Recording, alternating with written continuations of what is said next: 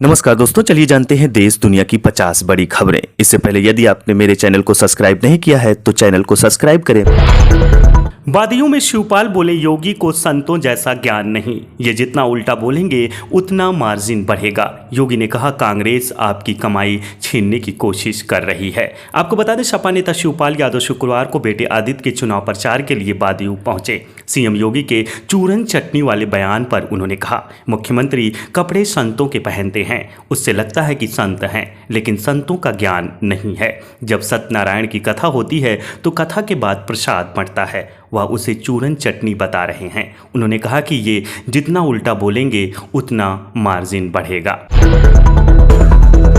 कांग्रेस सांसद राहुल गांधी ने कर्नाटक के बीजापुर में चुनावी सभा में कहा कि आजकल पीएम मोदी अपने भाषण के दौरान काफ़ी घबराए हुए रहते हैं, शायद कुछ दिनों में स्टेज पर उनके आंसू निकल आएं। राहुल ने कहा, पीएम मोदी ने पिछले 10 साल में 20-25 लोगों को अरबपति बनाया है। उन 22 लोगों के पास उतना धन है जितना 70 करोड़ हिंदुस्तानियों के पास है। हिंदुस्तान में 1% ऐसे लोग हैं जो 44% धन कंट्रोल करते हैं। कांग्रेस सांसद ने आगे कहा, मोदी कुछ लोगों को अरबपति बनाते हैं, कांग्रेस सरकार करोड़ों लोगों को लखपति बनाएगी। कांग्रेस बेरोजगारी और महंगाई मिटाकर आपको भागीदारी देगी। जितना पैसा मोदी ने अरबपतियों को दिया है उतना पैसा हम गरीब को देंगे।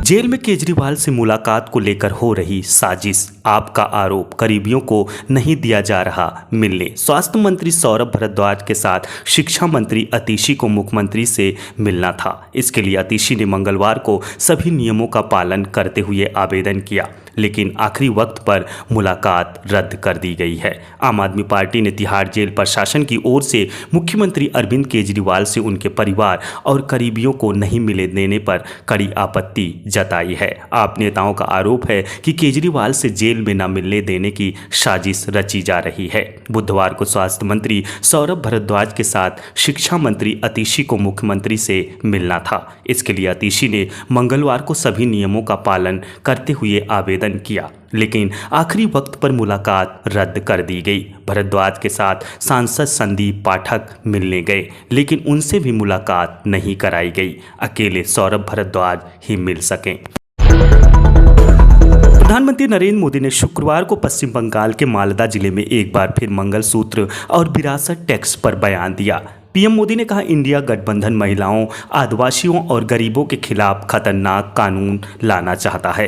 कांग्रेसियों ने महिलाओं का मंगलसूत्र, आदिवासियों के गहने, हर किसी की प्रॉपर्टी जांच कराने का ऐलान किया है। इसके लिए कांग्रेस के शहजादे विदेश ने एक्सरे मशीन लाए हैं, वे पूरे देश में एक्सरे करेंगे। कांग्रेस का इरादा सभी का पैसा, सोना चांदी, जमीन कब्जा करने का है। उनका एक हिस्सा ये लोग अपने वोट बैंक को दे देंगे, ये कांग्रेस ने घोषणा की है, लेकिन टीएमसी वाले उसके खिलाफ नहीं बोले। आपको बता दें, मोदी ने कहा, जब बंगाल पूरे देश के विकास का नेतृत्व करता था, लेकिन पहले लेफ्ट वालों ने, अपने टीएमसी वालों ने बंगाल की एक महानता को चोट पहुंचाई, बंगाल के सम्मान को चूर चूर कर दिया, विकास पर रोक लगा दी। अलीगढ़ में फर्जी वोटिंग पर हंगामा, ओपन हार्ट सर्जरी के बाद वोट देने पहुंची महिला। यूपी की 8 सीटों पर 3 बजे तक 44% वोटिंग। आपको बता दें, लोकसभा चुनाव के दूसरे चरण में वेस्ट यूपी की 8 सीटें मेरठ, बागपत, गाजियाबाद, गौतम बुद्ध नगर, बुंदेलशहर पर वोटिंग चल रही है। दोपहर 3 बजे तक यानी 8 घंटे में 44.13% वोटिंग हुई। सबसे ज़्यादा अमरोहा में 51.44% और सबसे कम मथुरा में 39.4% वोटिंग पड़ी है। भारत और चीन के बीच जारी सीमा विवाद पर प्रधानमंत्री नरेंद्र मोदी की ओर से की गई टिप्पणी पर अब चीन की सेना ने प्रतिक्रिया दी है। चीनी रक्षा मंत्रालय के प्रवक्ता कर्नूल की बयान ने गुरुवार को कहा कि चीन और भारत के बीच सीमा क्षेत्रों में सामान्यता स्थिरता है। पूर्वी लद्दाख में सैन्य गतिरोध को हल करने के लिए दोनों देशों प्रभावी रूप से कम्युनिकेशन बनाए हुए हैं। दरअसल हाल ही में प्रधानमंत्री नरेंद्र मोदी ने अमेरिकी मैगजीन न्यूवीक को दिए इंटरव्यू में भारत और चीन के बीच जारी सीमा विवाद को लेकर टिप्पणी की थी। इंटरव्यू के दौरान उन्होंने कहा था कि भारत और चीन के बीच स्थित और शांतिपूर्ण संबंध पूरे क्षेत्र और दुनिया के लिए महत्वपूर्ण महत्वपूर्ण है। उन्होंने कहा था कि मेरा मानना है कि हमें अपनी सीमाओं पर लंबे समय से चली आ रही स्थिति पर तत्काल बातचीत करने की ज़रूरत है ताकि हमारी द्विपक्षीय बातचीत में भेदभाव को पीछे छोड़ा जा सके।